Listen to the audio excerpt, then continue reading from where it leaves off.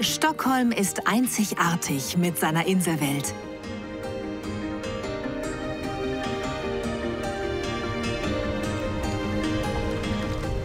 Und jetzt Leinen los! Der schönste Weg, sich der schwedischen Hauptstadt zu nähern, ist auf dem Wasser. Und auf dem Wasser startet auch unsere Reise. Ich finde auch, es ist richtig schön. Richtig gut. Ich bin voll in meiner Mitte.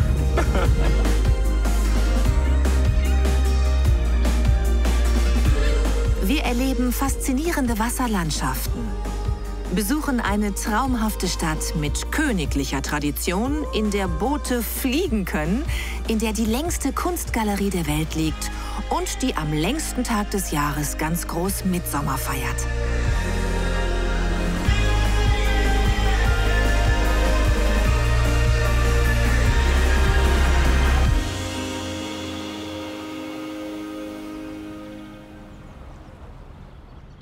Unsere Reise führt uns nach Stockholm. Schon allein die Lage ist einmalig. Schwedens Hauptstadt verteilt sich auf 14 Inseln. Direkt vor ihren Toren liegt der Schärengarten, ein einzigartiger Archipel von etwa 30.000 Inseln, den Schären. Wer einmal hier ist, hat es nicht eilig, in die Stadt zu kommen. Auch wir genießen das Wasser mit Elin und ihrem deutschen Mann Konstantin und ihrem 3 Monate alten Leichtmatrosen. Hat euer Sohn einen deutschen Namen oder einen schwedischen Namen? Ich glaube, er heißt Wilhelm. Du glaubst, er heißt Wilhelm. But it's different In Schweden hast du 3 Monate Zeit, um dich für einen Namen zu entscheiden.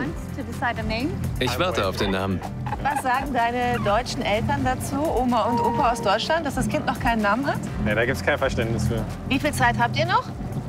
Minus 2 Tage. Ja. Minus 2 Tage. Am Das 18. Kind braucht einen Namen. Ja. Sagen wir es, wie es ist.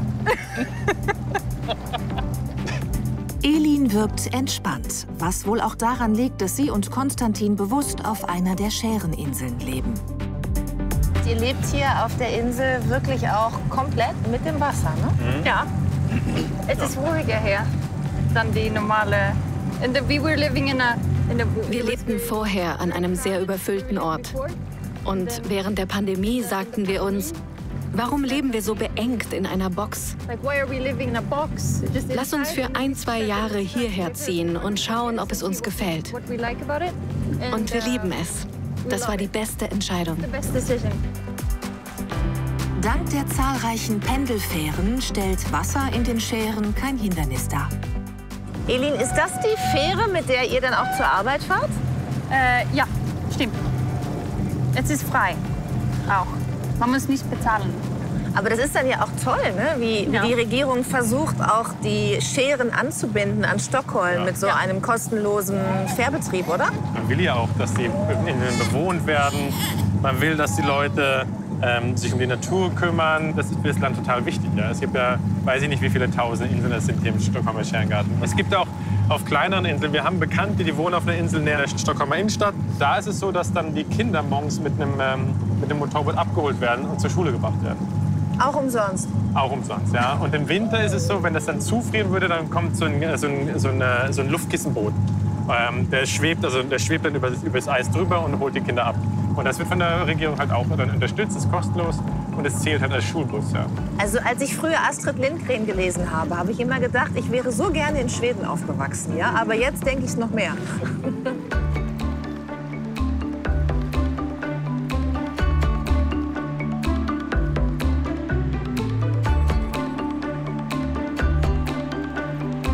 Diese ganzen Häuser hier, ne? Sind das alles Sommerhäuser oder leben die Menschen das ganze Jahr hier? Ja, das sind bestimmt 80-90% sind ausschließlich Sommerhäuser. Die schwedische Regierung ist halt wirklich gut und unterstützt die Bewohner auch im Schärengarten und macht es auch einfacher. Das heißt, man hat vor mehreren Jahren so Initiativen ergriffen, dass schnelles Internet, also Fieber und DSL überall verfügbar sein soll. Also auch weit draußen, wenn man jetzt noch 5-6 Stunden hier mit dem Boot jetzt raussegelt, in den äußeren Schärengarten hast du auf den Inseln schnelles Internet. Und in Deutschland habe ich noch nicht mal richtigen Handyempfang, da wo ich wohne. In der Zwischenzeit hat es aufgefrischt. Eine kleine Brise sorgt dafür, dass Konstantin ein Segel setzt.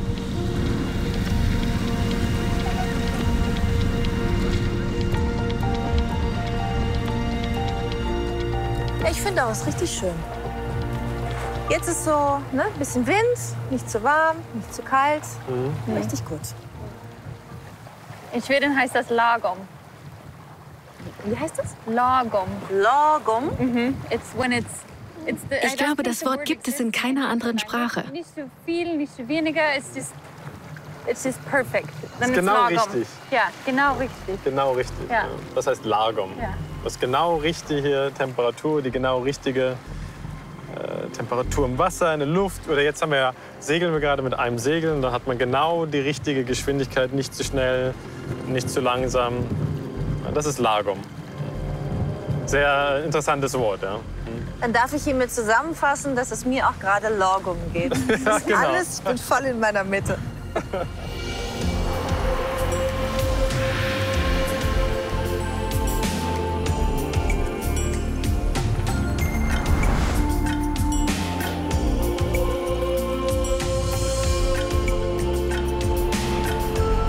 Derart entspannt nehmen wir Kurs auf Stockholm.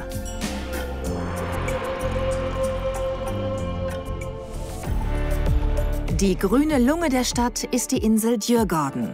Mittendrin liegt eine Art Zeitkapsel, das Freilichtmuseum Skansen.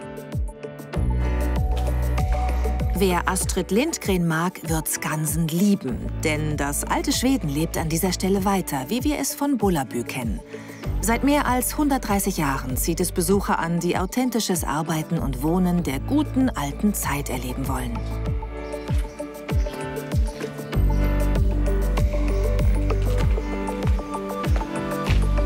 So, und auch wenn wir hier im ganz alten Schweden sind, eins ist gleich geblieben. Radieschen sehen immer noch so aus.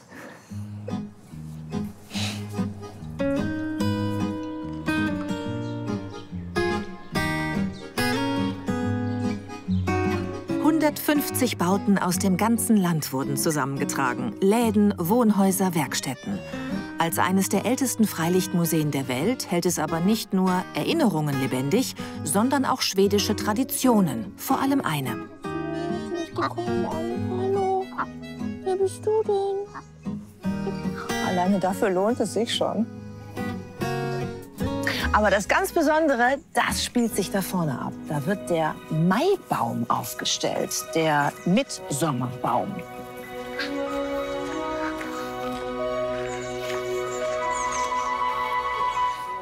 Hi, Ihr seid schon voll in der Vorbereitung. Ja, heute ist der Tag, an dem wir den Baum schmücken und verkleiden. Ihr verkleidet den Baum? Welches Outfit bekommt er denn? Er kriegt Birkenzweige. Hier ein kleines Beispiel. Wir nehmen die dicken Äste weg und nehmen nur die dünnen Zweige. Und die werden um den Stamm herum gewickelt. Kann ich euch helfen? Ja, mit natürlich. Nimm so ein Bündel und folge mir. Achtung, es ist ein bisschen feucht. Pack es hier oben rauf. Und wenn du es da festhältst, befestigen wir es. Du wirst ein bisschen nass und dreckig. Das ist kein Problem. Kein Problem. Das ist Teil des Charmes.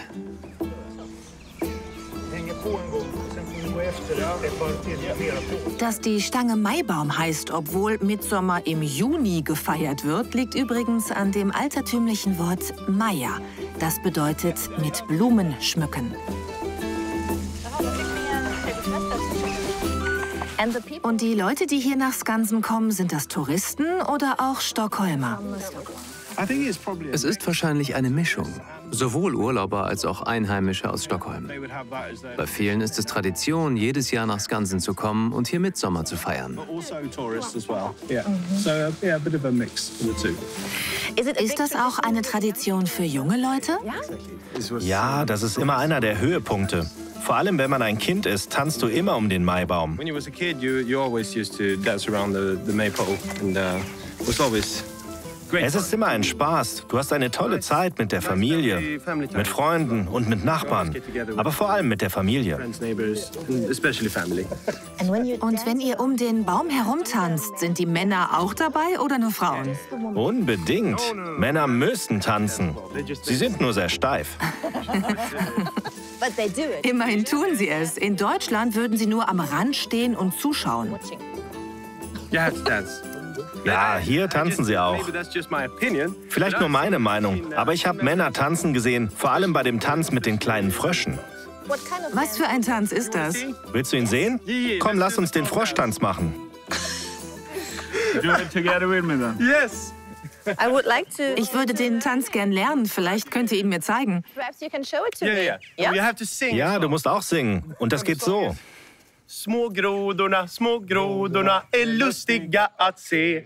Små grodorna är lustiga att se. Das ist das Lied, das jedes Kind in Schweden kennt. Von den kleinen Fröschen, die keine Ohren und keine Schwänze haben und quakend um den Maibaum hüpfen. Very good!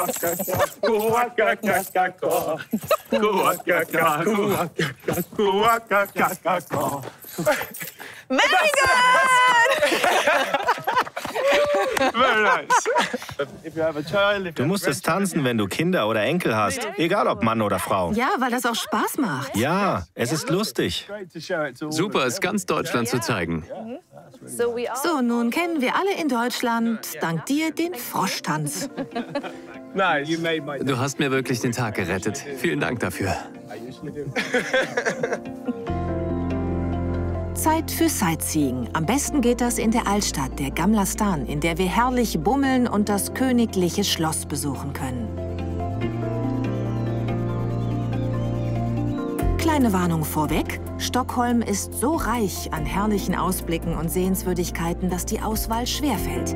Aber das Herz von Stockholm schlägt in der Altstadt. Wer lauschige Gassen und farbenfrohe Giebelhäuser liebt und nach Mitbringseln für zu Hause sucht, ist hier genau richtig.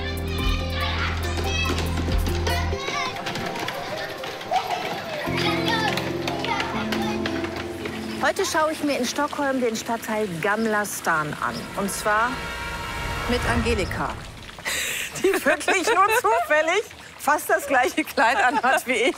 Aber super schick, oder? Wir haben uns nicht abgesprochen. Nee. Es ist jetzt so, Angelika. Ich weiß nicht, ob Sie uns auseinanderhalten können in diesem Film, aber also von hinten kann man es erkennen an den Haaren. Einer offen, einer Zopf. Ja, aber das passiert. Das doppelte Lottchen. Aber wirklich. Ja, du siehst sehr schwedisch aus so. Ja, du auch. Ja. Du gehst ja komplett als Schwedin, du.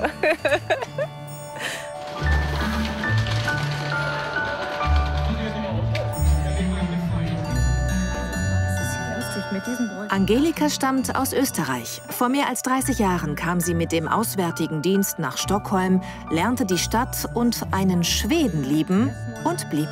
Genau, und da wurde... Hier siehst du die deutsche Kirche.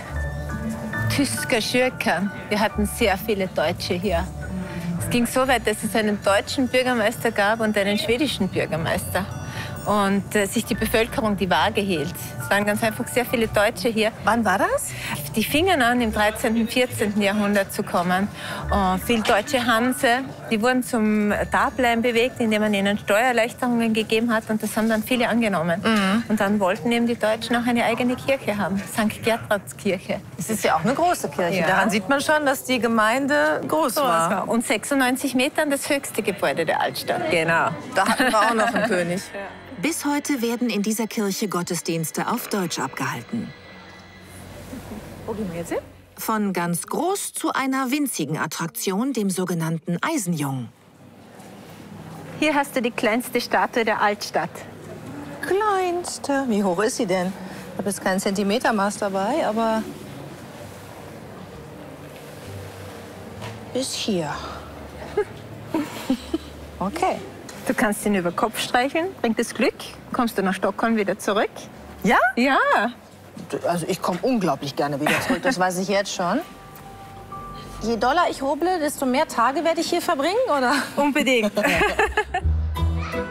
Wem der Sinn nach Shoppen steht, kann in Gamla Stan hervorragend seine Kronen verjubeln. Allerdings nicht im wahrsten Sinne des Wortes, sondern per Kreditkarte. Denn mit Bargeld bezahlt in Schweden niemand mehr. Um Wechselstuben können wir also getrost einen großen Bogen machen.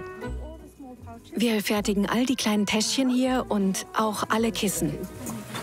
Die Stoffe weben wir an der schwedischen Westküste. Mit gutem Gewissen einkaufen, das geht in Angelikas Lieblingsladen. Baumwolle und Leinen stammen sämtlich aus ökologischem Anbau.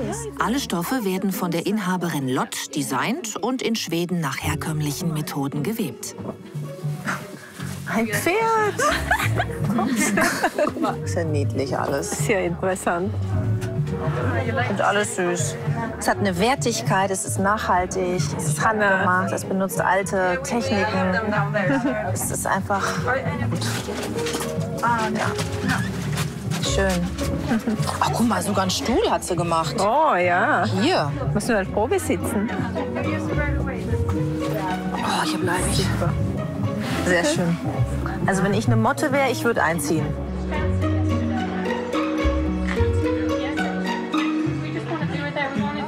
Weiter, Gegenverkehr. Ja, Achtung. Hier wird es dann voll. Oh, was ist das denn hier? Ja, du, Eiscreme. Also hier nehme ich jetzt was mit für meine Lieben zu Hause. Ja, komm doch mal. Das ist ein super Mitbringsel. Hey! Ein Laden für Naschkatzen, ganz nach meinem Geschmack. Die Schweden haben wohl auch eine Schwäche für Süßes.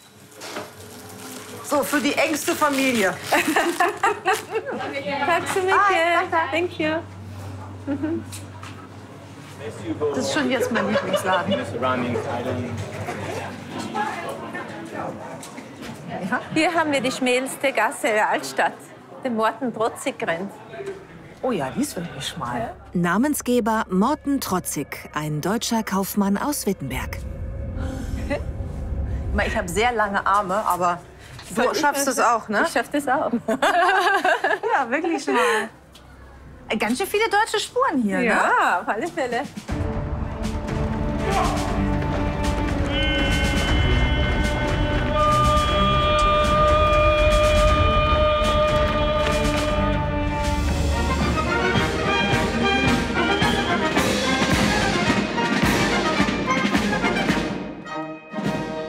Das königliche Schloss bildet jeden Tag um die Mittagszeit die Kulisse für die Wachablösung. Ein regelrechtes Spektakel mit viel Musik und Tamtam.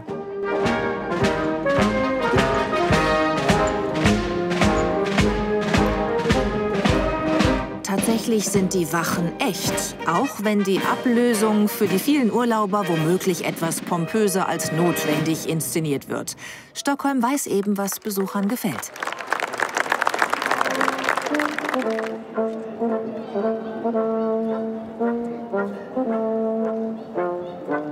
Kleiner Tipp, wer einen guten Blick auf die schmucken Uniformen haben will, sollte sich rechtzeitig einen Platz in der ersten Reihe sichern. Ansonsten hilft nur Strecken.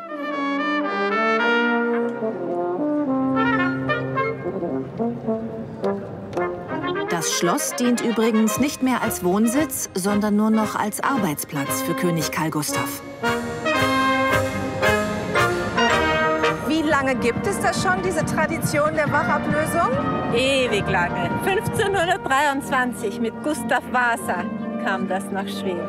Aber heute ist es schon noch die Bewachung des Schlosses, aber sehr viel Touristenattraktion. Ja. Aber der König selbst ist nicht dabei, wenn hier Wachablösung ist, ne? Normalerweise nicht. Ich finde, er könnte ruhig mal rauskommen für uns. Ja, finde ich auch.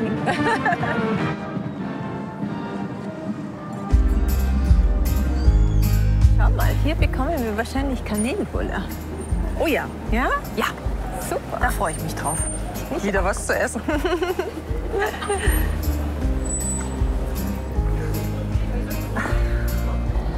Herrlich, oder? In der Sonne. So, was haben wir jetzt hier? Jetzt sind wir auf eine Fika gegangen. Fika ist Kaffeepause auf Schwedisch. Aber das ist viel mehr wie Kaffeepause. Warum? Weil Fika ein Lebenselixier ist. Das hat man auch in allen Firmen und in der Notaufnahme im Krankenhaus. Jeder fikert. Um 10 Uhr Vormittag und um 15 Uhr am Nachmittag ist Fika-Pause. Fika heißt einfach Kaffee trinken, was Süßes dazu essen. Und hier hast du was typisch Schwedisches. Das ist eine Kanelbulle. Kanel heißt Zimt auf Schwedisch. Aber ich würde sagen, du solltest unbedingt auch einen Kokosboll kosten. Schau mal, ich habe 2 davon. Darf ich dir einen rüberreichen? Mhm. Ich habe festgestellt, dass ich Länder mag, in denen Süßes mit zum Tagesrhythmus gehört. Unbedingt. Weißt du, die Schweden haben auch ganz was Besonderes. Das sind Lördagsgodis. Lördag ist Samstag und Godis sind Süßigkeiten. Man versucht, die Kinder dazu zu bewegen, dass sie nur am Samstag Süßigkeiten essen. Klappt aber nicht immer. Also das ist sensationell. Das finde ich noch besser als die Kanelbulle.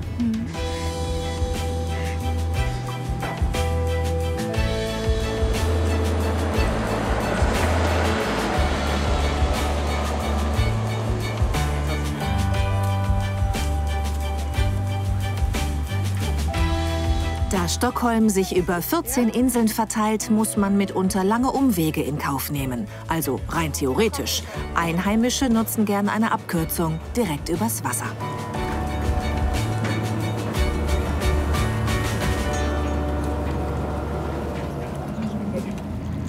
Und hier sind wir auf der Djurgårdsfähre. Also der Djurgården ist ja die Insel, die wir jetzt anteilen.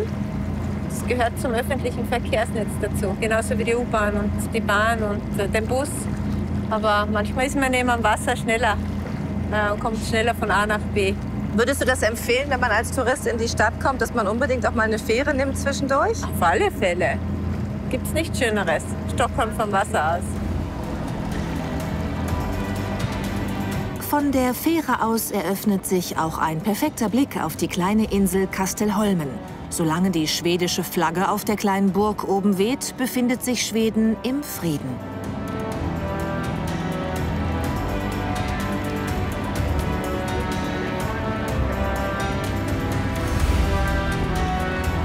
Wenn es ein Wahrzeichen in Stockholm gibt, ist es das Vasa-Museum. Mit 1,5 Millionen Gästen jährlich das meistbesuchte Museum Skandinaviens.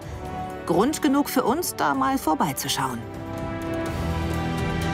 Es beherbergt den Stolz der schwedischen Marine, das friedlichste Kriegsschiff aller Zeiten und die wohl größte Fehlkonstruktion in der Geschichte der Seefahrt. Das hier ist die Vasa. Es war zu der Zeit das größte Schiff, das Schweden je gebaut hatte. Sie ist einzigartig. 98% vom Schiff ist original heute. Sie war mit 64 Kanonen das am schwersten bewaffnete Kriegsschiff der ganzen Welt.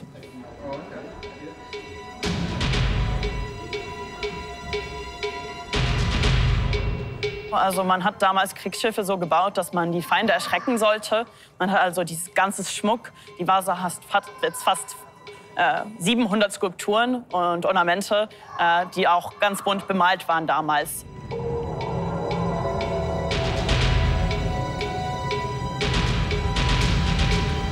Das war wichtig. Die Farben sollten eine Botschaft ermitteln. Nicht nur an die Mannschaft und an die Bevölkerung, aber auch an die Gegner. Anhand einiger Farbfragmente, die die Jahrhunderte überdauerten, wurden zahlreiche Figuren originalgetreu rekoloriert.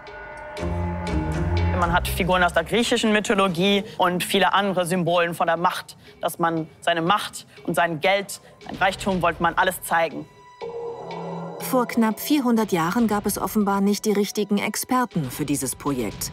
Die Jungfernfahrt der völlig überladenen Galeone dauerte nur 1300 Meter, die kürzeste aller Zeiten, gerade mal 20 Minuten lang.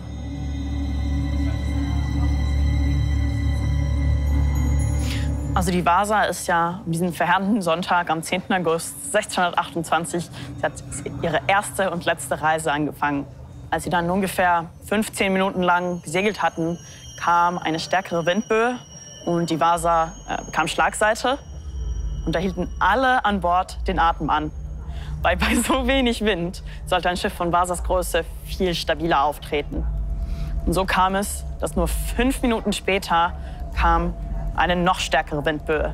Und die Vasa stellte sich so schräg, dass die unteren Stückpforten mit den Kanonen, die haben Wasser reingelassen. Und in wenigen Minuten ist die Vasa senkrecht in die Tiefe gesunken. Und das Einzige, was von ihr zu sehen war, waren die Masten, die noch aus dem Wasser herausragten.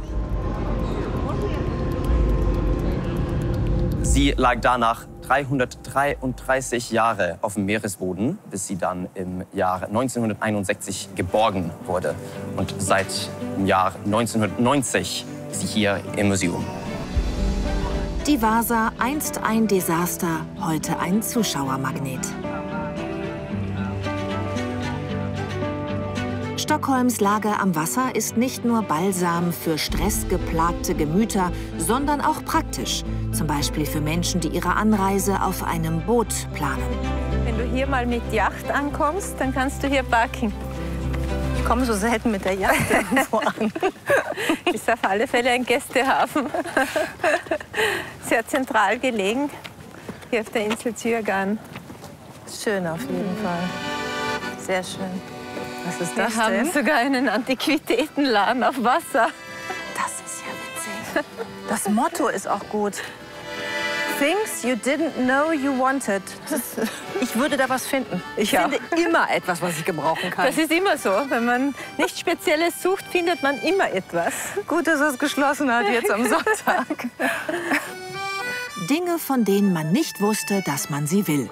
Normalerweise wissen Schweden genau, was sie wollen. Soziale Sicherheit, Gesundheit, Wohlstand, Freiheit. Und weil ihr Land ihnen genau das bietet, zählen sie alljährlich zu den glücklichsten Menschen weltweit.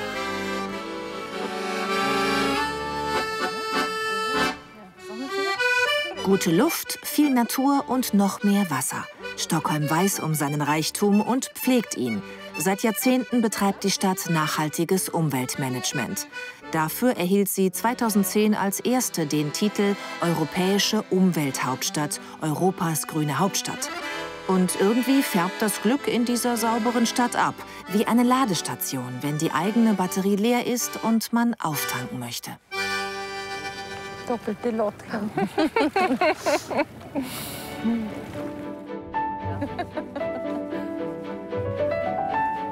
So, nach so viel Entschleunigung gibt's jetzt eine etwas unübliche Stadterkundung. Aber in Stockholm ist ja sowieso vieles anders als normal. Und jetzt reiten wir mitten quasi durch die Stadt. Wir sind schon mitten in der Stadt.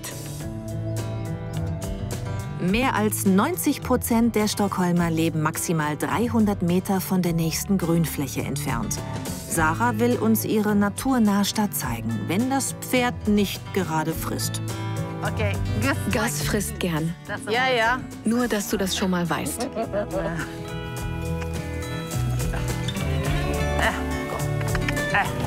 Also hier ist wirklich Querfeldeinreiten angesagt. Mir gefällt das, ja? Okay, Offroad. Cross Country. Yep. Na. Ja. Oh, du bist wie ich. Das ist so schön hier. Dieser Wald mitten in der Stadt. Unglaublich. Also zu Hause in Deutschland muss man doch die Stadt deutlich verlassen, um so ein Erlebnis zu haben. Und hier ist es mittendrin. Also, Stockholm auch ein guter Tipp für Reiter und diejenigen, die Pferde mögen. Und können auch Anfänger so einen Ausritt machen? Ja. Ja, du brauchst wirklich gar keine Erfahrung mit Pferden. Jeder ist herzlich willkommen. Die Pferde sind extrem freundlich, abgesehen vom Fressen. Ja, das habe ich auch schon gemerkt. Wenn es ums Essen geht, dann versteht Gus keinen Spaß. Und auch keine Reglementierung, die ich hier versuche. Freizeitsportler lieben Djurgården genauso wie Reiter. Dass es so gut gepflegte Wege gibt, ist nicht zuletzt der königlichen Familie zu verdanken, die selbst Pferde hat und gern reitet.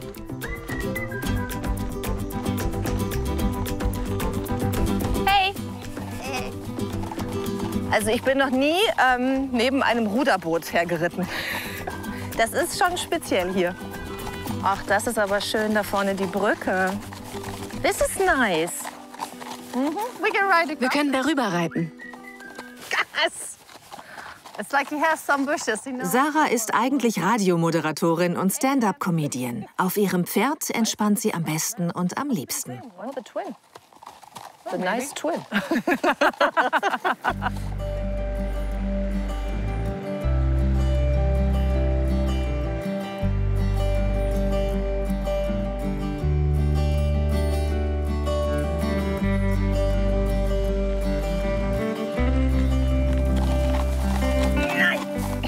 Der Appetit von Gus ist unglaublich.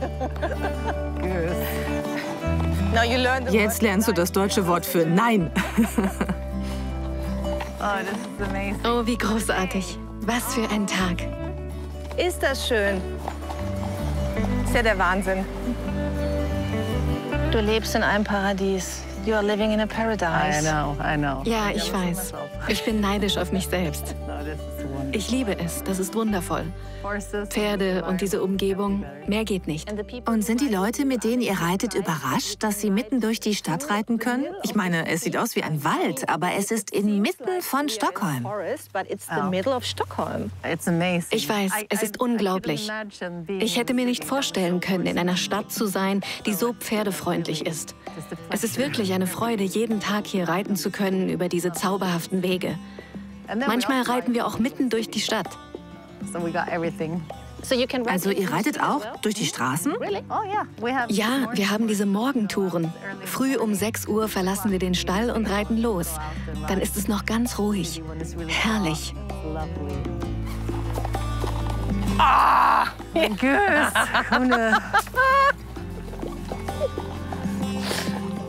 He's bored.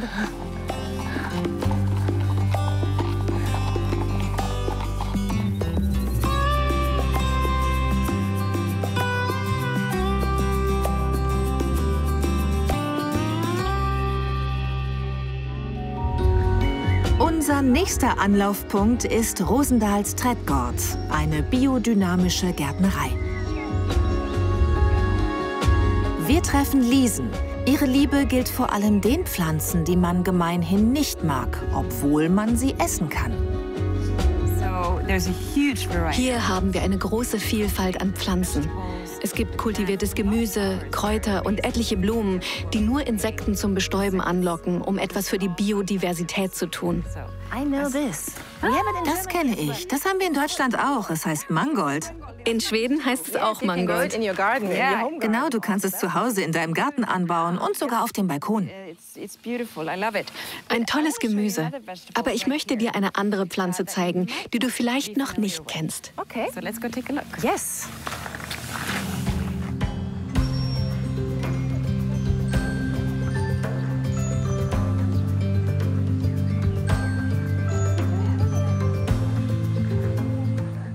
Wir haben einen anderen Blick auf Unkraut. Unkräuter sind im Grunde Pflanzen, die da wachsen, wo wir sie nicht haben wollen. Aber in Wirklichkeit sind viele von ihnen nützliche, gesunde und essbare Pflanzen. Siehst du diese zarte, wunderschöne kleine Blume? Ja, sehr hübsch. Schön, oder? Das ist etwas, das Gärtner sofort entfernen, wenn sie es sehen und es wegschmeißen. Es nennt sich Chickweed auf Englisch. Und im Deutschen? Vogelmiere. Genau. Vögel lieben es. Deswegen heißt es Chickweed. Wie war nochmal der deutsche Name? Vogelmiere. Genau. Super für Salat, weil es sehr mild ist und nahrhaft. Es enthält eine Menge Minerale und Eiweiße. Warum wegwerfen, wenn man es essen kann? Wir haben allerdings auch Hühner, die kriegen auch eine Menge. Ich habe auch Hühner. Wirklich? Ist das nicht das Größte?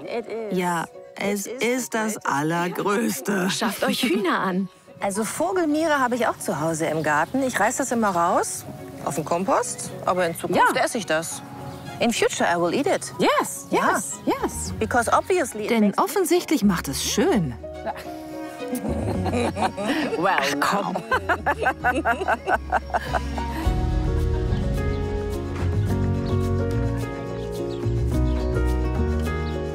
Die Gärtnerei liegt mitten auf der Insel Djurgården.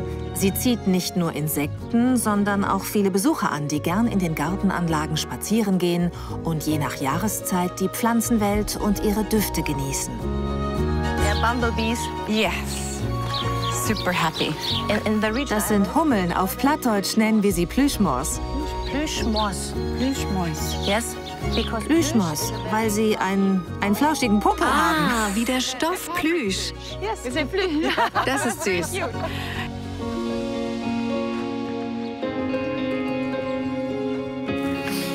So, here's one of my favorites. Diese hier gehören zu meinen Lieblingen. Rosen? Ja, ganz genau.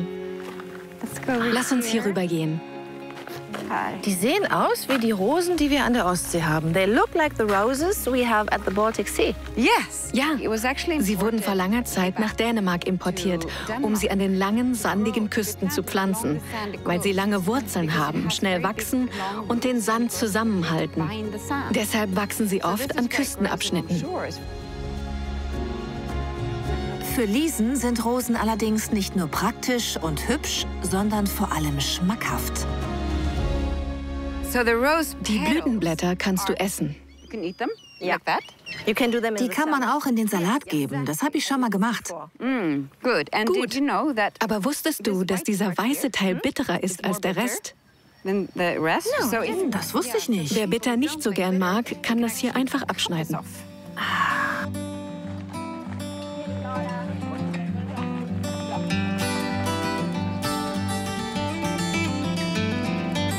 Während in den liebevoll gepflegten Anlagen Gemüse wächst, interessiert sich Liesen vornehmlich für, nun ja, Unkraut. Wir können nicht über Unkräuter reden ohne das hier. Genau. Kirschkål in Swedish. Das will niemand in seinem Garten haben. Nein. Aber man kann es essen, das weiß ich. Wenn du es nicht bekämpfen kannst, isst es auf. That's good. If Yes. you can't eat them. Because I know you can't get Ja, du kannst ihn nicht komplett loswerden, sonst müsstest du ihn wie verrückt essen. Aber unsere Ahnen haben es als Gemüse genutzt, wie Funde aus der Bronzezeit belegen. Denn es ist ein nährreiches Kraut. Du kannst es wie Grünkohl oder Spinat verwenden. Die Blüten sind auch essbar. So you can also eat the flowers. Really? Wirklich? I promise I'm not Ich gebe dir nichts, was man nicht essen kann. Vielleicht magst du mich nicht. Keine Sorge, wir Pflanzenmenschen sind Freunde. We're plant people, we're friends. Inmitten der blühenden Pracht will Liesen uns ihren Lieblingsplatz zeigen. What do you see here? Was siehst du hier? You just see green, right? Nur grün, oder? This is a great spot. Aber das ist ein super Platz für Das Nahrung. ist ein super Platz. Du bekommst überall bestes Gemüse hier. Aber du magst das hier? But you like this one. I love this. Ich liebe solche Stellen, weil die Menschen normalerweise achtlos daran vorbeigehen. Eigentlich sind sie toll. Quite lovely. Look down here. Was ist das hier unten? What do you see? I'm not Ich bin nicht sicher. I am. Like a This Eine Verwandte der Kamille. in English it's Auf called Englisch heißt es pineapple. Ananaskraut. Ja, Ananas. It smells like Genau, ananas. es riecht nach Ananas. And taste the Probier die flower. Blüte. I can eat it. Kann ich Ja. sie essen? I promise. Es wäre ja gehässig, dir etwas Giftiges zu geben, das dich krank macht. Das mache ich nicht. I'm not gonna do that. It really? Es schmeckt wirklich nach Ja. Ananas.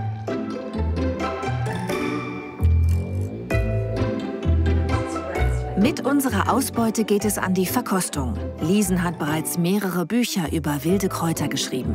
Ihr Lebensmotto: Lebe nachhaltig und im Einklang mit der Natur.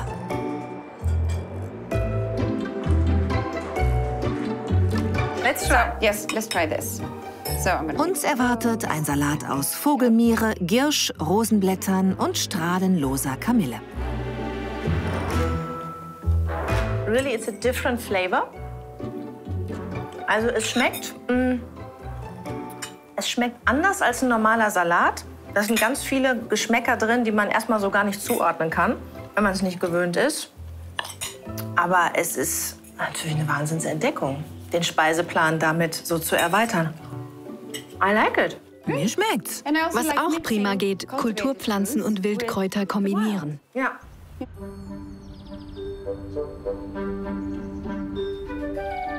Gestärkt verlassen wir Djurgården und begeben uns nach Östermalm. Das ist einer der zentralen Stadtteile. Unser Tipp: besuchen Sie die Markthalle.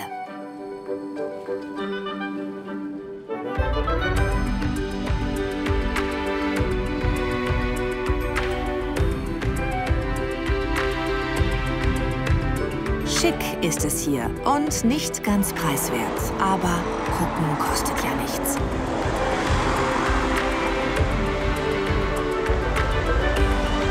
Wer durch die Häuserschluchten Östermalms schlendert, wird irgendwann zu Östermalms Saluhall, einer Markthalle kommen, die zu den 10 schönsten weltweit zählt.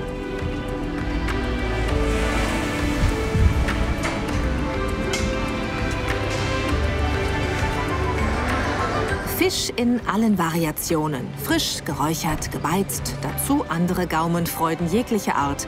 Es gibt alles, was das Gourmetherz begehrt. Gerade für Feiertage wie Mittsommer. Obwohl kulinarisch sind Schweden da nicht sonderlich flexibel. Zu Mittsommer isst man meistens das, was man zu Weihnachten und Ostern auch isst. Das ist meistens Lachs, gebeizter Lachs, Krabbensalat, Hering in verschiedenen Zubereitungsarten. Wir haben zum Beispiel 15 unterschiedliche Arten, Heringe einzulegen. Dafür sind wir bekannt. Wie wir sehen, haben wir einen sehr guten Matjeshering, gebratenen und eingelegten Ostseehering. Hier ist Knoblauchhering, Senfhering mit Västerbottenkäse, Curry, Zitrone und Ingwer. Hering mit Crème fraîche, Kaviar und Schnittlauch, Meerrettich und Kapern, Gotland, das ist tomatenbasierter Hering, 4 verschiedene Zwiebelarten und das hier ist der Wodka-Limetten-Ostseehering.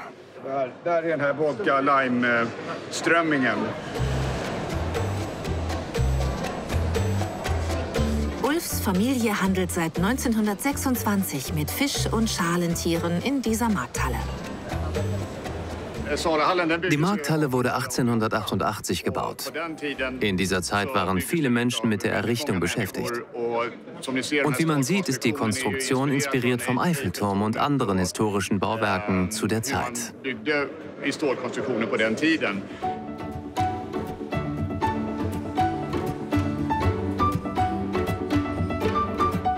Die bunte Vielfalt an deftigen und süßen Köstlichkeiten ist aber nur ein Grund, in die Saluhall zu kommen. Urlauber bewundern vor allem die Architektur. Außerdem gibt es in Stockholm ja noch so viel mehr zu entdecken, außer Wurst aus Elch, Bär und Rentier.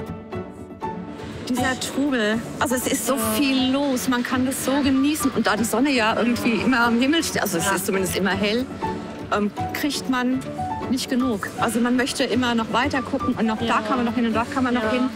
Es ist halt das pure Leben auf der Straße. Konzerte, Restaurants, Kaffeehäuser, die Stadt, die Gassen, das ist einfach ein Traum. Ja. Und alle sind so nett und so gut drauf. Und also die Stadt ist ein Traum. Man kommt sich vor wie im Mittelmeer, nur viel schöner, weil es so sauber ist. Ja. Überall sitzen Leute draußen, die Cafés, die Leute genießen diese Helligkeit im Sommer gegenüber dem dunklen Winter. Und so diese Lebensfreude, die man hier spürt. Aber dafür viel, fast schöner noch als Italien. Richtig toll, hätte ich mir nicht so vorgestellt. Ich finde es auch echt die schönste Stadt, die ich bisher gesehen habe. Es ist so wie Venedig des Nordens, sagt man ja immer. Und wir kommen auf alle Fälle wieder. Wir kommen wieder.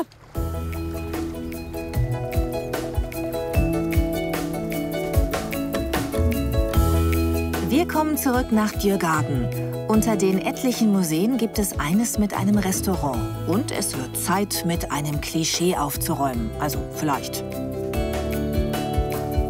Ulf, es gibt da dieses große schwedische Möbelhaus, wo man Köttbullar essen kann. Und jetzt denkt fast jeder Deutsche, dass das euer aller Lieblingsgericht ist. Stimmt das? Ja, aber nicht von Ikea. So, das stimmt schon. Sagt man Köttbullar? In welchem Land? In Schweden? Ja, in Schweden. Köttbullar. Köttbullar. Köttbullar sagt man. Ich habe das immer falsch bestellt. Köttbullar, nicht Köttbullar. Und jetzt? Das langt. Dann brauchen wir... Mitmachen? Schon. Zusammen?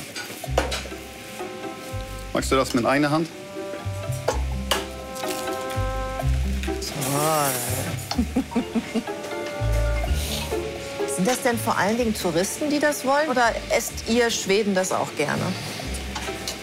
Im Sommer haben wir meistens Touristen. Also 90% Touristen.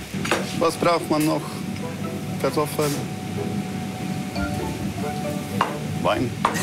Wein? Wein.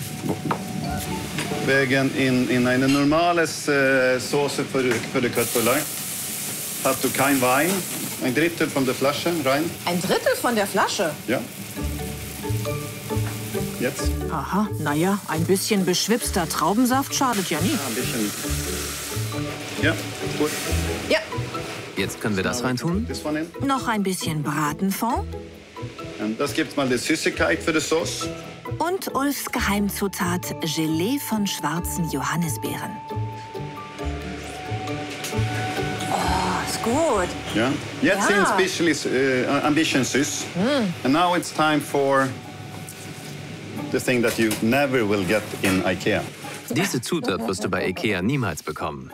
Ist das Sanddorn? Ja, ist Sanddorn. Ja? In Schweden nennen wir sie die schwedische Superbeere, weil sie sehr viel Vitamin C enthält. 2 Teelöffel Zucker dazu. Of sugar. Aber langsam. Langsam? Ja. In kaltes Wasser da. Was glaubst du, wie viele Köttbullar hast du schon gerollt in deinem Leben? Zu viel. Und diese Köttbullar, sind die ein Gericht, das man jeden Tag isst oder zu besonderen Begebenheiten? Würde man das zum Beispiel Weihnachten essen? Ja, die sind ganz komisch. Ja. Immer, wenn das ein Special Day sind in Schweden. Ein Feiertag? Ja, dann Meatballs, Hering und Lachs. Ja, ich finde, das hat was. Ja, aber so ist es. So you can open the oven, please.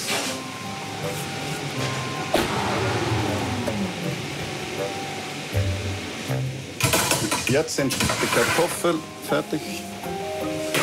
Jetzt müssen wir mal die Soße fertig machen. Was ist das jetzt? Pfeffer und... Pfeffer und... Ach, was die Wacholder, Schnipsel, Pulverteile. So, und dann braucht nur Salz. Total lecker. We need this now? Brauchen wir das jetzt? Ja. Ja? Zuerst ein bisschen Öl und dann brauchen wir Butter. Wegen der Butter sagt, wie heiß es sind. Ist jetzt nicht gerade ein Diätgericht, ne? So. It's nothing when you do a diet. Ah. Ah. Über so etwas reden wir in diesem Haus nicht. Wie viel Hunger hast du? Schon viel Hunger. Schon viel Hunger. Ja? Die werden jetzt also in Butter gebadet. Ja. Zugegeben, für Kalorienzähler ist das nichts. Aber dafür duften sie verführerisch, diese Köttbullar à la Ulf. Klöße aus dreierlei Hackfleisch, nämlich Rind, Schwein und Kalb. Mit Ofenkartoffeln und einer Wein-Johannisbeer-Gelee-Soße. Lange das? Mach ruhig noch 2. Noch 2? Ja. Und als Krönung der Sanddorn. Ach, drüber streuseln. Ach, schön mit dem Orange und dem Grün. Toll. Sieht super aus. Was heißt guten Appetit auf Schwedisch? Fast like in Deutsch. Es sind Mahlzeit, also Måltid. Måltid? Smaklig Måltid. Smaklig? Måltid. Ja. Wünsche ich mir jetzt selber. Ah, du nimmst das schon. Ja. Ist doch für mich, oder? Willst du da etwa was von abhaben? Nein, ne? Mahlzeit. Ach, das sind 2 Bestecke. Du willst was davon abhaben? Ja. Na gut. Okay. Gehen wir? Ja?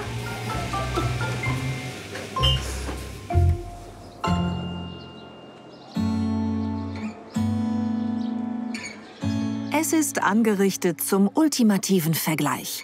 Kann es Ulfs Gericht mit den allseits beliebten Möbelhaus-Fleischbällchen aufnehmen? Okay. Es ist ein völlig anderes Level als die Köttbullar, die ich bisher gegessen habe. Du wusstest es vorher, dass es mir besser schmeckt. Ich habe mal eine Hoffnung gehabt.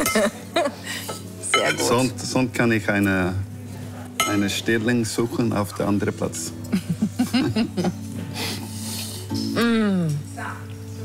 Sehr gut. Die Soße ist so toll.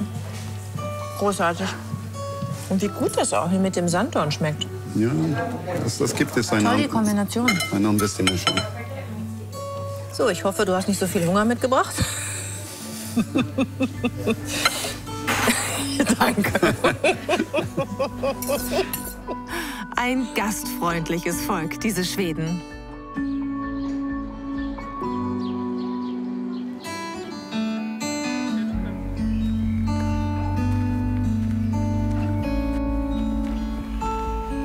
Nach dem Essen soll man ja angeblich 1000 Schritte laufen.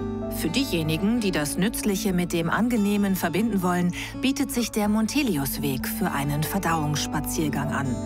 Er führt am nördlichen Ufer von Södermalm entlang und eröffnet spektakuläre Blicke auf die Stadt.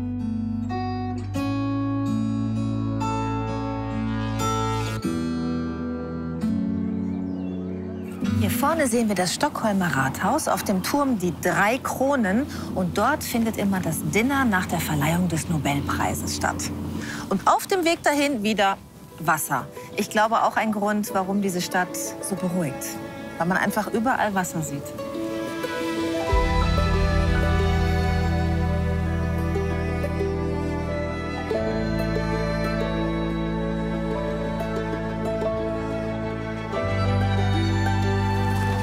Und so sieht die Altstadt Gamla stan von oben und von außen aus. Ganz wunderbar zu betrachten hier vom Monteliusweg.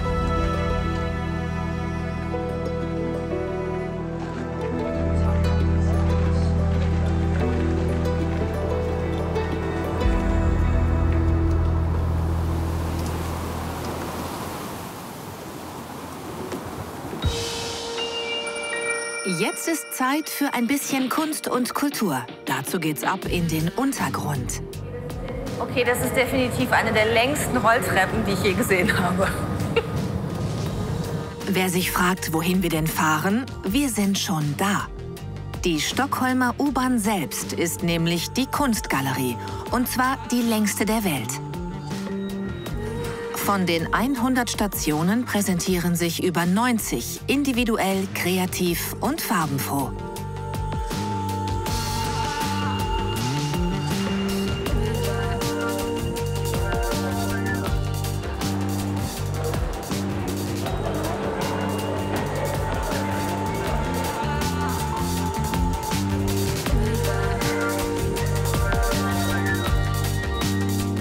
Der Kameramann und ich fühlen uns gerade maximal unwohl, weil hier in der U-Bahn wegen des feuchten Klimas soll eine Spinne leben, die es sonst nur in den Tropen gibt. Und angeblich kommen Forscher aus der ganzen Welt, um sich das hier anzugucken. Und ich habe so ein bisschen Sorge, dass sie genau hier im Efeu wohnt. Bei mir zu Hause leben Spinnen nämlich gerne im Efeu. Lass mal tauschen. Wenn hier gleich irgendwo ein kleines haariges Bein rauskommt, ne, dann gehe ich sowas von laufen. Ich laufe mit. 96% aller Bahnen fahren pünktlich. Sollte es doch einmal zu einer Verspätung kommen, dürfen sich Fahrgäste nach 20 Minuten ein Taxi nehmen. Das Geld bekommen sie zurück. So, in 3 Minuten soll sie abfahren. 11:01 Uhr. Ich bin gespannt.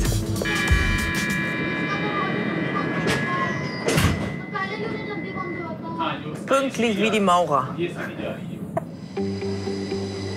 Mehr als 80% der Stockholmer pendeln mit dem öffentlichen Verkehr. Das ist nachhaltig und immer wieder verblüffend. Hier ist alles blau. Fühle ich mich gleich wie im Tagesschau-Studio. Guten Abend, meine Damen und Herren. Herzlich willkommen zur U-Bahn in Stockholm.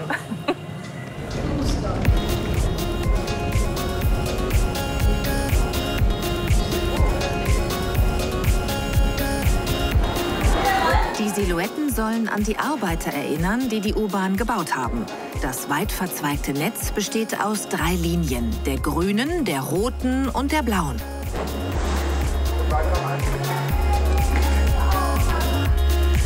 Und schon geht's weiter in den nächsten Ausstellungsraum.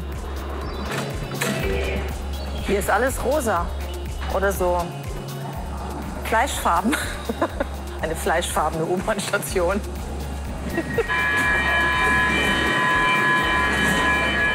Oh, da sind Schuhe.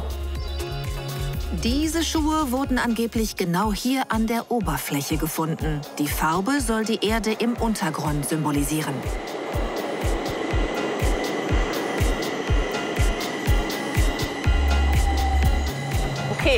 Auf den ersten Blick sind es Holzkisten, aus denen oben vertrocknetes Gestrüpp rausguckt.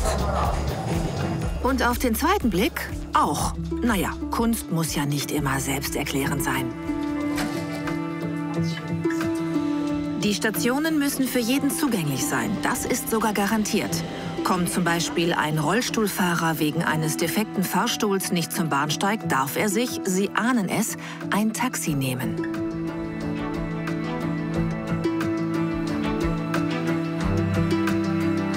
Kunst kann auch Kritik üben, das beweist diese Station. Zunächst scheint idyllisches Landleben das Motto zu sein, aber bei genauerem Hinschauen werden auch Landflucht und aufkommende Industrialisierung thematisiert. The times they are changing.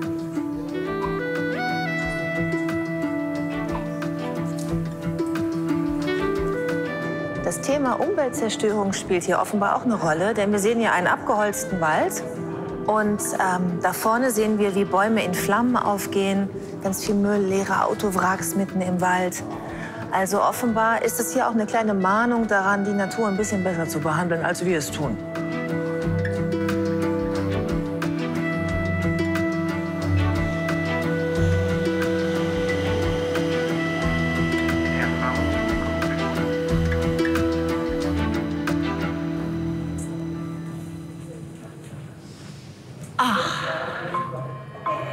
Okay, nächste Station, nächstes Kunstwerk. Hier war möglicherweise ein Kindergarten beteiligt. Sieht zumindest so aus. Es ist wirklich jede Station anders und immer wieder eine Überraschung, was einen erwartet.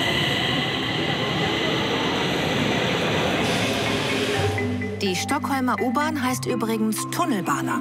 900.000 Fahrgäste nutzen sie täglich und das nicht nur, weil sie Spaß macht. Unser Tipp, lassen auch Sie das Auto stehen. Mit der Tunnelbana kommen Sie schneller, stressfreier und umweltfreundlicher von einem Ort zum nächsten.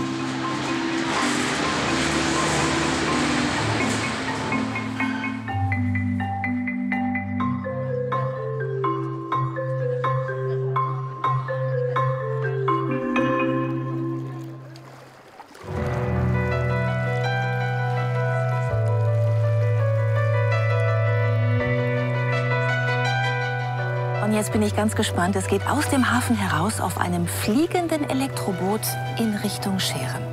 Was ganz Neues, eine echte Innovation.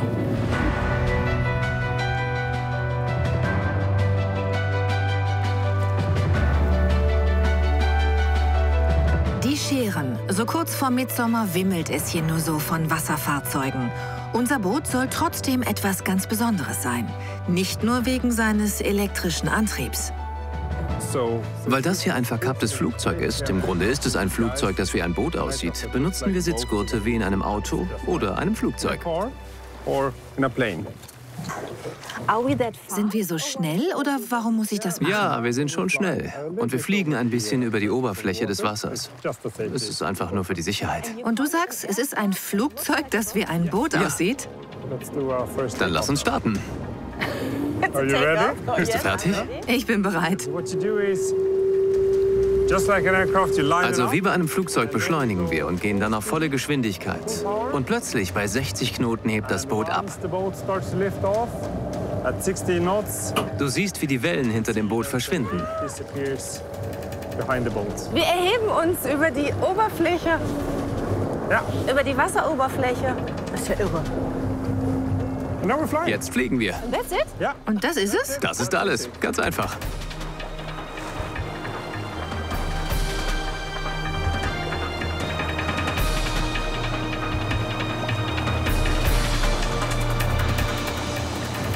Es scheint einfach zu sein, aber während des Fliegens reguliert ein Computer die Haupttragfläche 100 Mal in der Sekunde.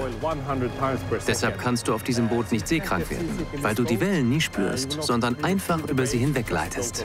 Also es fühlt sich total sanft an. Man spürt gar nicht das Wasser, man spürt keine Wellen. Es ist weiter oben, ganz stabil. Es ist ein völlig anderes Gefühl als normalerweise in einem Boot.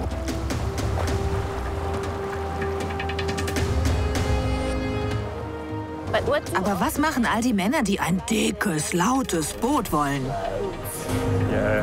Je lauter, desto besser. Die kaufen das Boot eher nicht. Aber gib ihnen 5 Jahre. Ich bin sicher, die kommen dann auch.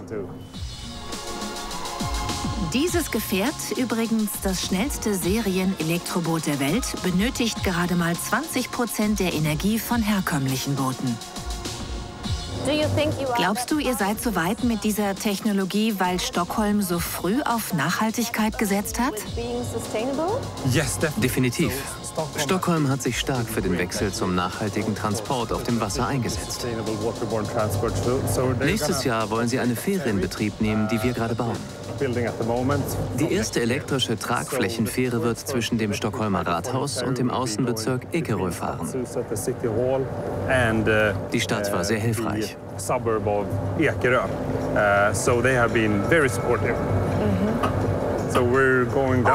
Wir landen jetzt. Das Wasser endet hier. Das Wasser endet manchmal auch in Schweden. Das ist ja wie eine Sackgasse. Wir nennen es Sackgasse in Deutschland. It's like a Sackgasse. We call it Sackgasse. Sackgasse. Sackgasse. Oh, wie ein Sack.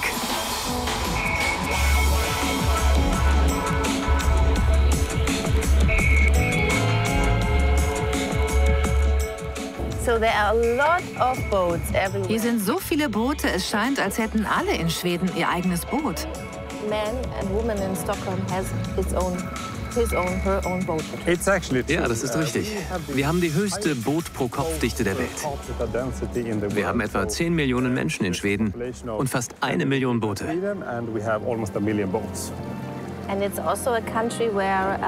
Und es ist auch ein Land mit sehr glücklichen Menschen. Glaubst du, da gibt es einen Zusammenhang? Ja. Bist du gerade glücklich? Ja, auf jeden Fall. Das hängt definitiv zusammen. Es gibt nichts Erholsameres, als draußen auf dem Meer zu sein.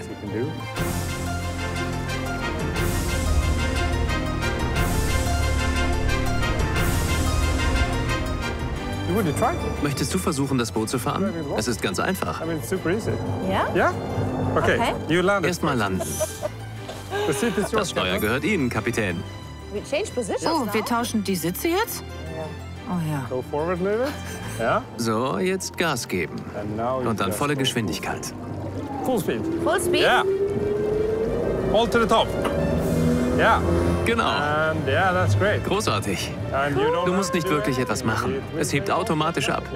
Yes. And now Jetzt fliegst du. Ja.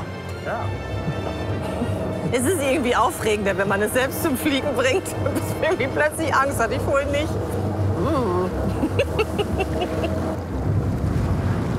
Wow. Zur Seite, aus dem Weg. Ein neuer Chef ist an Bord.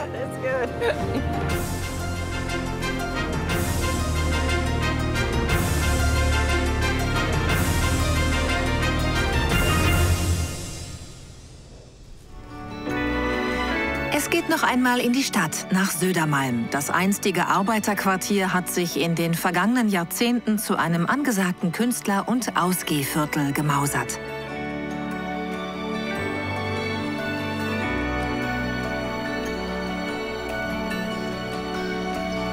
Wir sind mit Christiane verabredet. Die geborene Osnabrückerin lebt seit 19 Jahren in Stockholm und ist der Stadt hoffnungslos verfallen. Du hast dich für ein Leben in einer wirklich schönen Stadt entschieden. Ja, ich weiß. Toll. Ja, und von hier haben wir auch einen sehr schönen Ausblick. Hier zum Beispiel auf der rechten Seite liegt das alte königliche Jagdgebiet Djurgården. Und da gibt es noch den größten Eichenbestand, man sagt Nordeuropas. Auf jeden Fall gibt es da auch den Vergnügungspark Gröner Lund, der jetzt direkt vor uns liegt. Offensichtlich mögen die Stockholmer gerne Nervenkitzel. Ich bin gespannt auf die anderen Entdeckungen, die wir jetzt machen. Ja. Dann ist ja gut, dass wir jetzt so ein schönes Wetter haben und bei Sonnenschein zusammen die Stadt erkunden können, oder? Ja. Darf ich mich einladen? Ja, selbstverständlich. Ja, da haben wir wirklich Glück mit dem Wetter. Das muss man mal sagen.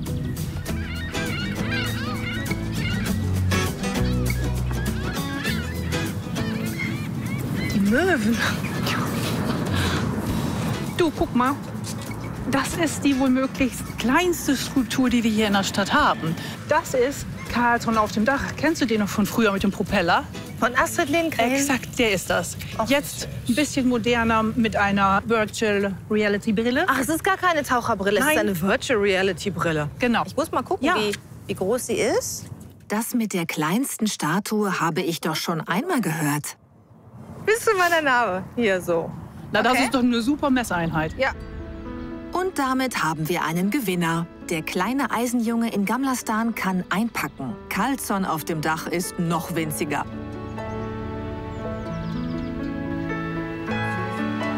Eigentlich arbeitet Christiane in der Medizin, aber in ihrer Freizeit führt sie Urlauber gern an Orte, die selbst für viele Stockholmer noch echte Geheimtipps sind. Diese Wohnung ist einer davon. Hier hat Anna Lindhagen gelebt. Eine Frau, die wahnsinnig viel für diesen Stadtteil gemacht hat. Die hat zum Beispiel früher schon für die Arbeiter hier im Viertel Lesungen gehalten. Und Anna Lindhagen hat sich hier dafür eingesetzt, sie war mit dem Schönheitsrat der Stadt, dass hier auf Södermalm Schrebergärten angelegt werden, damit die Arbeiter sich selbst versorgen konnten. Obst und Gemüse selbst anbauen lassen.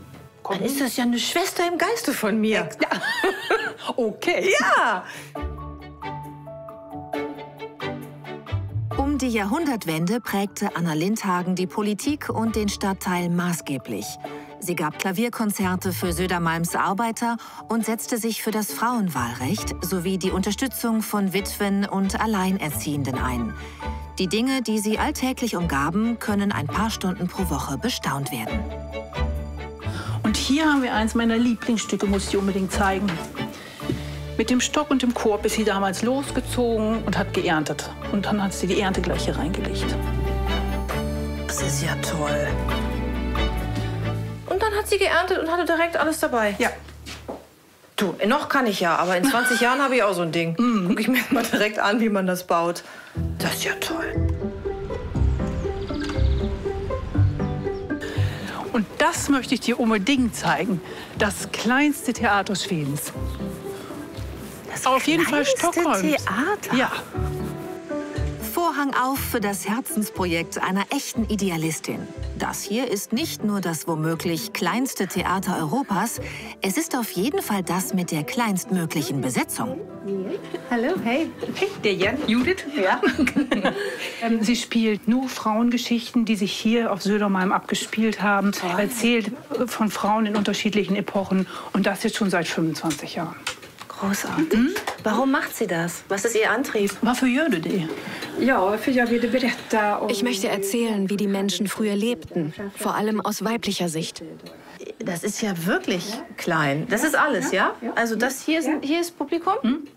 Wollen wir uns mal setzen? Ja. Ja. Kann ich mich in die erste Reihe setzen? Na, bitteschön. First row. Ja? Ja, gerne. Aline, bist du zu Hause? Ich bin's nur, Selma, deine Schwester. Jen spielt nicht nur alle Rollen selbst, sie ist auch Bühnen- und Kostümbildnerin, Theater- und Marketingleiterin, Beleuchterin und Kartenverkäuferin in Personalunion. Jedes aufgeführte Stück stammt aus ihrer Feder. Was ska jag göra? Vem ska jag trycka upp den i rumpan eller? Ja. So arbeite ich. Ja. Beeindruckend.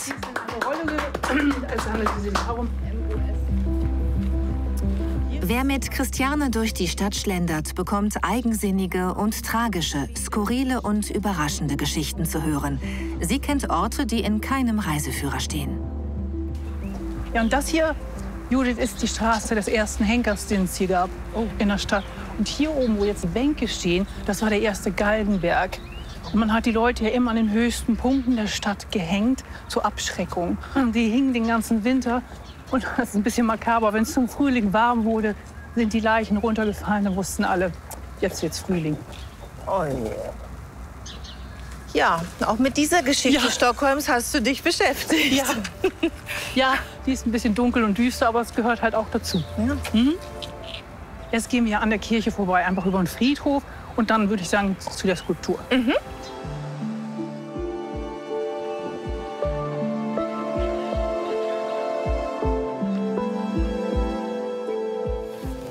Ja, schön. Überall sitzen die Leute. Hier wird gepicknickt. Jetzt kann man es auch endlich genießen. Endlich ist der Sommer da. Wo viele nur einen Brunnen sehen, kennt Christiane die Geschichte dazu. Die Skulptur heißt Die Schwestern. Das waren keineswegs Schwestern, das war 1911 ein gleichgeschlechtliches Paar. 2 16-jährige Mädchen. Ein lesbisches Paar. Die damals aber leider auch schon eingesehen haben, dass sie keine Zukunft haben. So haben sich die beiden das Leben genommen bei ihren 16 Jahren und sind in den See gegangen und sind so ums Leben gekommen. Tragisch. Sehr tragisch. Sie stehen ja auch symbolisch im Wasser. Und jetzt, jedes Jahr im August, wenn wir den Christopher Street Day haben, wird der ganze Platz mit großen Maschallas ausgelegt. Den Damen werden nochmal Schleier um die Schultern gelegt und das wird an sie gedacht. Was sie damals schon für einen Meilenstein für diese Stadt, für dieses Land gesetzt haben. Christiane hat so viel zu ihrer Traumstadt recherchiert, dass sie sogar ein Buch darüber geschrieben hat. Überall immer diese Blicke, ne, aufs Wasser. Das ist ja auch ein irres Graffiti. Ja, das ist eine Initiative der Stadt Stockholm. Die haben unterschiedliche Häuserwände gemietet und denen die Graffiti-Künstler zur Verfügung gestellt. Und dieses Kunstwerk ist jetzt hier schon ungefähr 6 Jahre. Und bald wird es neu ausgeschrieben und dann werden neue Künstler diese Wand bekommen und gestalten können. Oh nein, da wird einfach alles übergesprayt? Ja. Das ist ja fast schade. Gibt es aber mehrere Häuserwände hier in Stockholm. Ich achte mal drauf. Also Stockholm, können wir festhalten, ist eine Street-Art-freundliche Stadt. Das würde ich jetzt mal so sagen, ja. Finde ich gut.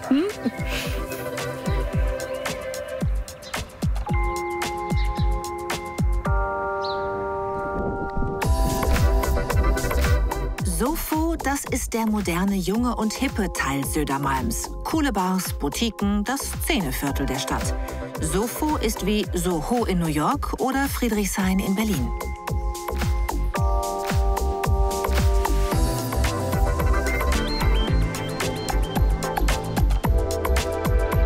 Und in Sofo gilt für die gesamte Stadt, Autos sind unerwünscht, Parkplätze rar und teuer. Beliebte Alternative, Elektroroller.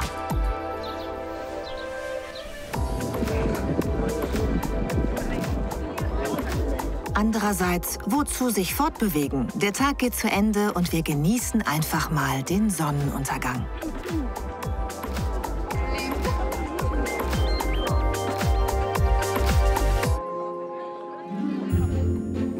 Zurück in die Schären. Selbsternannte Hauptstadt ist Vaxholm. Wir machen einen Abstecher auf die benachbarten Inseln Rindö und Reserö.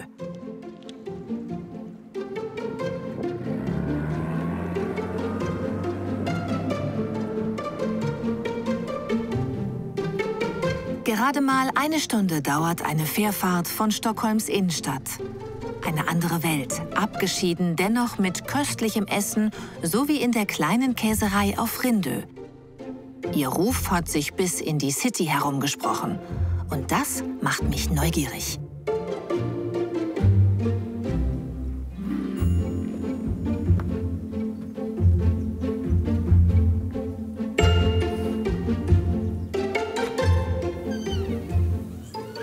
Hey, willkommen. Hallo. Hey, willkommen. Danke. Oh, Sie sprechen Deutsch? Ja, Sie auch? Ja, ein bisschen. Ich habe den Tipp bekommen, dass es hier sehr leckeres Eis geben soll. Ja, da haben wir. Hier ist Eis, ne? Ja, da haben wir. Ah, ihr habt ein auch bisschen. Käse. Ja, das haben wir auch. Wir machen ganz viel Käse und dann auch Eis. Von Milch, das sind in der Nähe von einem Bauern. Alles regional? Ja, alles Ja, regional. ich habe schon gehört, dass Stockholm und die Schären, das alles sehr nachhaltig ist. Sehr umweltfreundlich. Ja. Stimmt. Okay, dann gucke ich mal. Was sind das denn für Eissorten? Wir machen Eis mit Käse, mit Blauschimmelkäse. Sind sehr lecker. Ja? Ja, wir machen auch Eis von den... Wenn du Käse machst, dann kriegst du Wölke. Ja, Molke? Ja, Molke. Habt ihr Lakritzeis? Lakritz haben wir auch. Das soll doch auch eine Spezialität sein in Schweden, Ja. oder? Aber die Lakritz haben wir mit weißer Schokolade gemacht. Möchtest du so eine? Ist das mit Lakritz? Ja, mit Lakritz. Okay. Also Lakritzeis gibt's in Deutschland nicht. Nee? Nee. Deswegen bin ich jetzt sehr gespannt. Und warte, beim Käse gucke ich noch. Ja, möchtest du etwas probieren? Ja, gerne. Alkohol? Nehme ich. Bitte schön.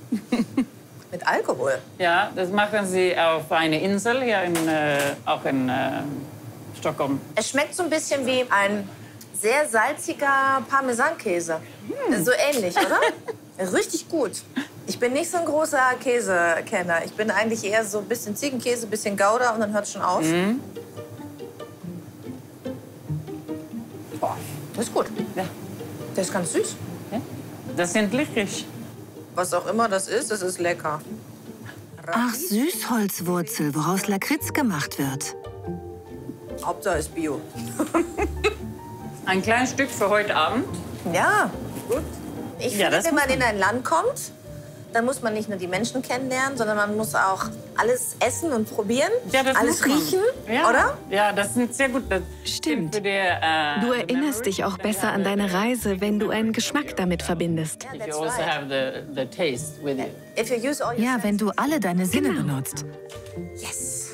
Can I pay cash? Zahle ich bar oder mit Karte? Mit Karte. You want the receipt? Willst du deine Quittung auf dein Handy oder auf Papier? Das kann man sich auch noch aussuchen. Ja. Wir sind hier auf einer sehr kleinen Insel und man kann sich aussuchen, wie digital man seine Quittung haben möchte. Hätte ich sie gerne ausgedruckt, ganz oldschool. Ihr seid uns echt ein bisschen voraus in einigen Dingen, muss man schon mal so sagen. Yes, we are. Stimmt. Ja, bitteschön. Vielen Dank. Tschüss. Tschüss, tschüss.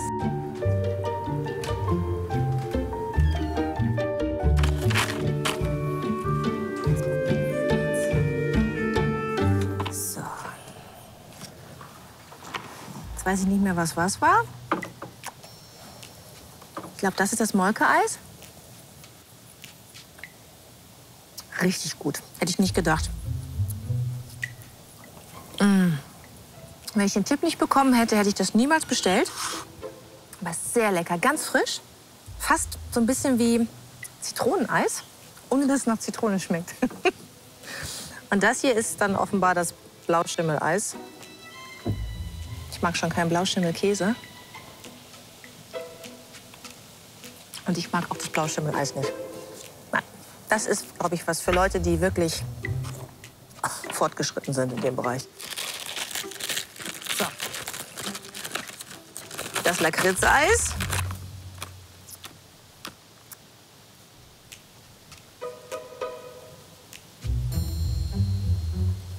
Oh, das ist gut. Habe ich noch nie gegessen. Ganz besonderer Geschmack. Ganz cremig, nach Lakritz und Schokolade. Aber daran könnt ihr mich gewöhnen.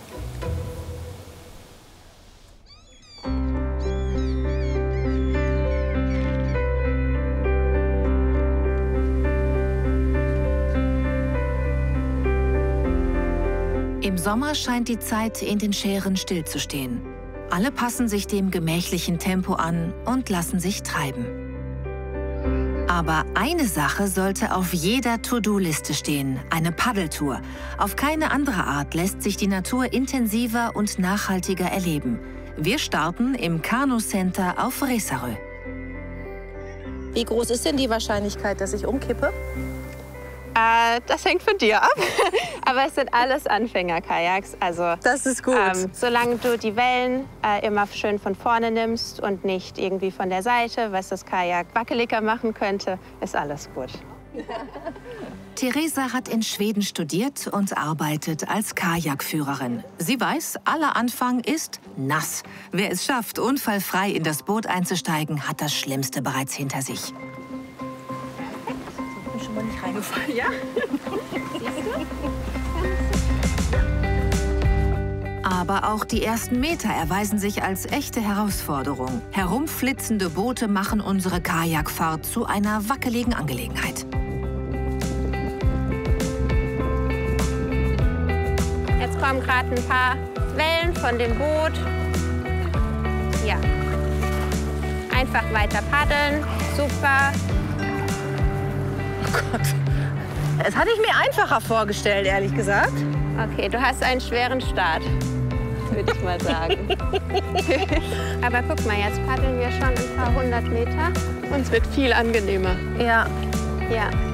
Und wahrscheinlich ist es hier noch einfacher zu lernen als auf dem wirklich offenen Meer, ne? Ja, ja, auf jeden Fall. Weil du halt überall hier diese kleinen Inseln hast. Genau. Andererseits sind auch überall Hindernisse dadurch. Ja. Also entspannt ist was anderes. Ich bin maximal gestresst, wenn ein Boot kommt. Ja. Heute ist viel los. Was auch daran liegt, dass Mitsommer vor der Tür steht. Wer kann, nimmt sich ein paar Tage frei und geht aufs Wasser.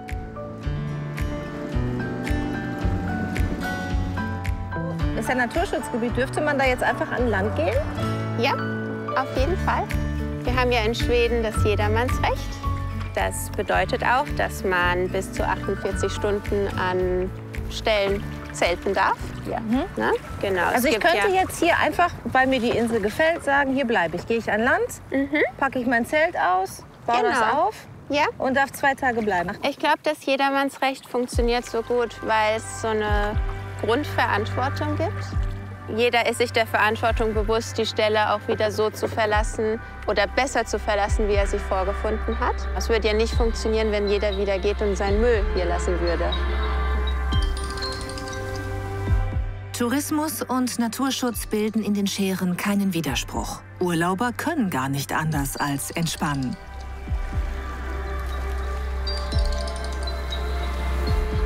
Ich brauche ja nicht mehr, ne?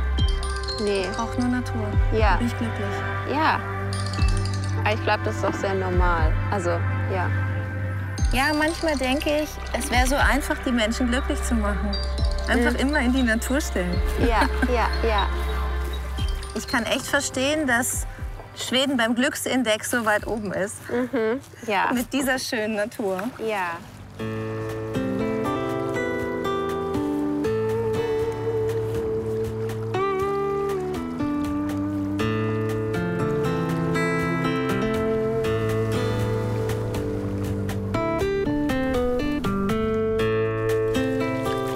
Echte Fikapause jetzt. Ich finde das so toll, dass du Kaffee mitgebracht hast. Na, Ja. warte. Ja, danke. Großartige Idee. Das gehört dazu. Ist Kaffee Bestandteil des schwedischen Picknicks? Natürlich. Ja? Ja, ja, ja. Das ist mir sehr sympathisch. Die Schweden sind ja eine der größten Nationen, die am meisten Kaffee verzehrt. Tatsächlich. Was gehört sonst noch mit dazu, zu einer echten Fika? Freunde. Man darf Fika nicht alleine machen. Also man sollte immer in Gesellschaft? In Gesellschaft sein. Ich habe dich dabei, das ist sehr schön. Genau. Und ein paar Kekse. Ja, das heißt eigentlich Fikabröt. Und damit meint man eben Gebäck oder ja, Trauben oder andere Snacks eben dazu. Ich probiere mal, was du so mitgebracht hast. Ja. Sag mal, und ist es jetzt echt okay, dass wir jetzt hier sitzen auf dieser Insel mit unserem ganzen Picknick, mit dem ganzen Zeug, was wir hergeschleppt haben? Das heißt, solange man keinen stört, kann man auch hier bleiben. Natürlich, wenn es eine private Insel ist und der Eigentümer kommt und sein Familienfest feiern möchte, dann geht man. Was ja auch super schön ist, weil in vielen Ländern ist es ja wirklich so, dass gerade die Wasserfront komplett mit Zäunen abgesperrt ist, weil es privates Eigentum ist. Und die Leute gar keinen Zugang zum Baden haben, zum Schwimmen, zum Kajakfahren, weil eben alles abgesperrt ist. Ich finde das toll, dass man das Wasser hier nutzen kann und dass man überall auf die Inseln kann. Ich finde es auch unglaublich romantisch, die Vorstellung, jetzt hier einfach das Zelt aufzubauen und eine Nacht hier zu bleiben. Ja, ja, man kann richtig gut abschalten. Absolute Entspannung. Ja, ja.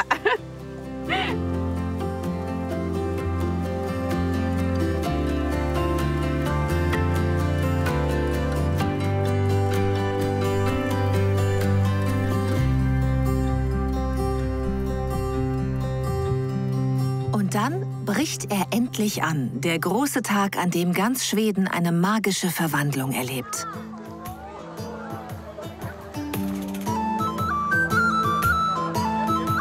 In Skansen herrscht reges Treiben. Dem Freilichtmuseum, das rund um das Jahr traditionelles Handwerk und überliefertes Brauchtum am Leben erhält, steht das wichtigste Fest des Jahres bevor.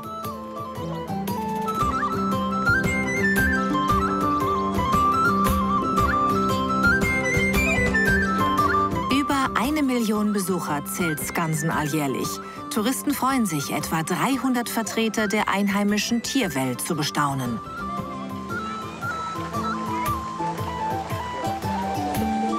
Aber heute kommt niemand wegen der Tiere.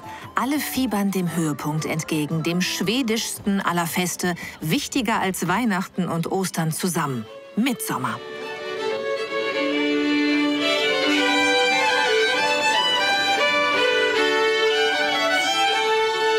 Die gespannte Vorfreude ist fast mit den Händen zu greifen. Keine Spur von der düsteren Melancholie, die wir aus schwedischen Krimis kennen. Stattdessen fröhliche Folklore, Musik und bunte Trachten.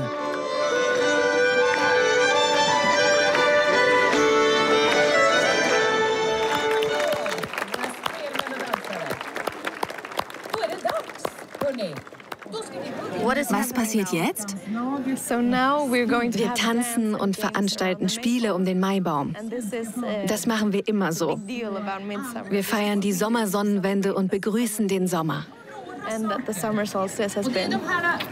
Und alle Leute hier schauen beim Tanzen zu? Ich bin sicher, sie machen ganz schnell mit. Wenn die Musik ertönt, sind sie garantiert dabei. Wirklich? Jeder Einzelne? Jeder Einzelne. Tatsächlich, alle strömen in die Mitte zum Maibaum. Ich mag dein Kleid. Dankeschön. Ist das ein traditionelles? Ja. Geht schon los.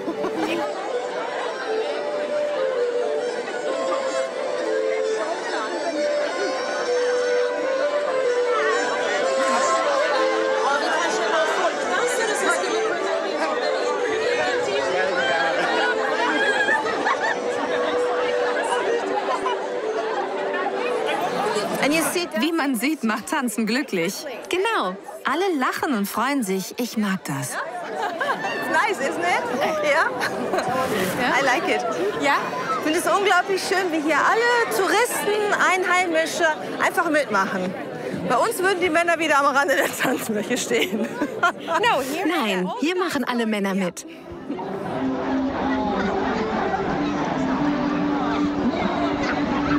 Nanu, diese Melodie kennen wir doch. Genau, der Froschtanz.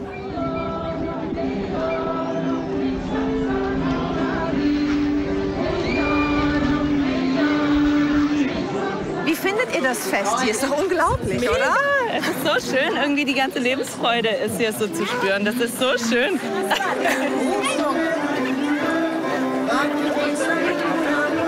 Diese gute Laune reißt tatsächlich alle mit. Niemandem geht die Puste aus. Eine gewaltige Massentanzveranstaltung.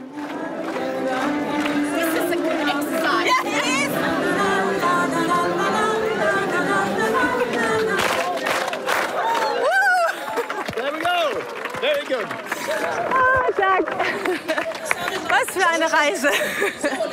Und mit diesem wunderbaren Mitsommernacht Fest geht meine Reise zu Ende. Eine Reise in ein unglaublich freundliches Schweden.